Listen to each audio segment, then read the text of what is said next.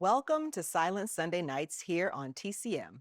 I'm your host, Jacqueline Stewart, and I'm here in Ida Noyes Hall's third floor theater at the University of Chicago.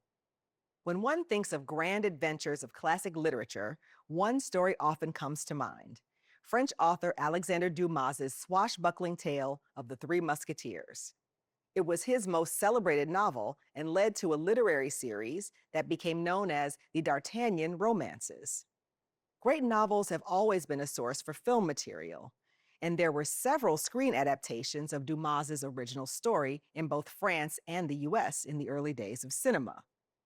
Actor and producer Douglas Fairbanks' company made a 1921 version, and it was a massive success.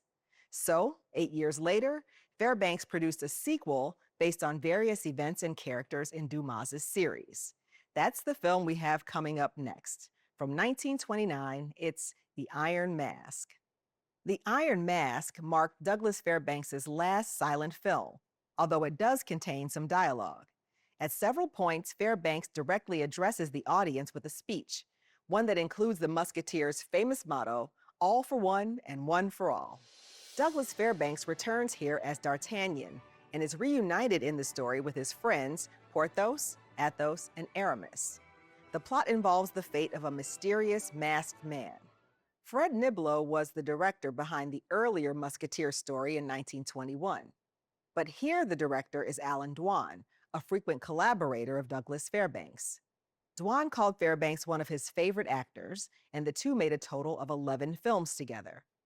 As you will see on the title card, the story was adapted for the screen by Elton Thomas.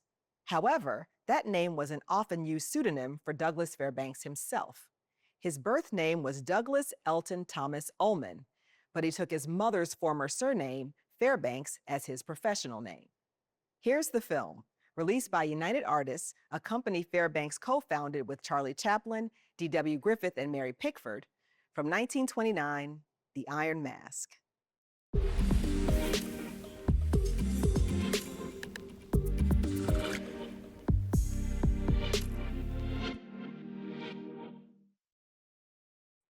That was Douglas Fairbanks playing D'Artagnan in The Iron Mask. He also served as the film's producer and adapted the story under a pseudonym.